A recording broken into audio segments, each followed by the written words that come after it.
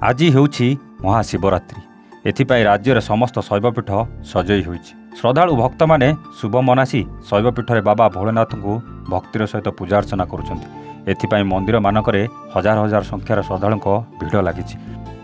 Dunguripali block ଅଞ୍ଚଳରେ ବିଭିନ୍ନ ଶୈବପୀଠରେ ଲାଗିଛି ଭକ୍ତଙ୍କ ଭିଡ଼। ଭକ୍ତମାନେ ମନ୍ଦିର ଅଗଣାରେ ସକାଳ ପ୍ରହରରୁ ଅଖଣ୍ଡ ଦୀପଧାରୀମାନେ ଶିବ ଶରଣ ହୋଇ ଜାଗର ଦୀପ ଜାଳୁଛନ୍ତି।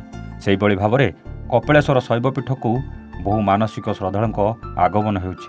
ବାବା କପିଳେଶ୍ୱର ସମସ୍ତଙ୍କ ଦୁଃଖ ଶୁଣୁଛନ୍ତି। ସେଥିପାଇଁ ଭକ୍ତ ଆଜି ଉଜାଗର ହୋଇ ଦୀପ ଜାଳୁଛନ୍ତି। ଆଉ ଏହି ପବିତ୍ର ମହାଶିବରାତ୍ରିରେ ଦୀପ ଜାଳୁଛନ୍ତି। ଆଉ ଅନାଇ ବସିଛନ୍ତି କେତେବେଳେ ବାବା ଭୋଳନାଥଙ୍କ ମହାଦୀପ ଉଠିବ ସେତେବେଳେ ପର୍ଯ୍ୟନ୍ତ ଉଜାଗର ରହି ଦୀପ ଜାଳୁଛନ୍ତି। ଡୁଙ୍ଗୁରିପାଲିରୁ ଉମାକାନ୍ତ ବାଗଙ୍କ ରିପୋର୍ଟ, A1 ଓଡ଼ିଶା।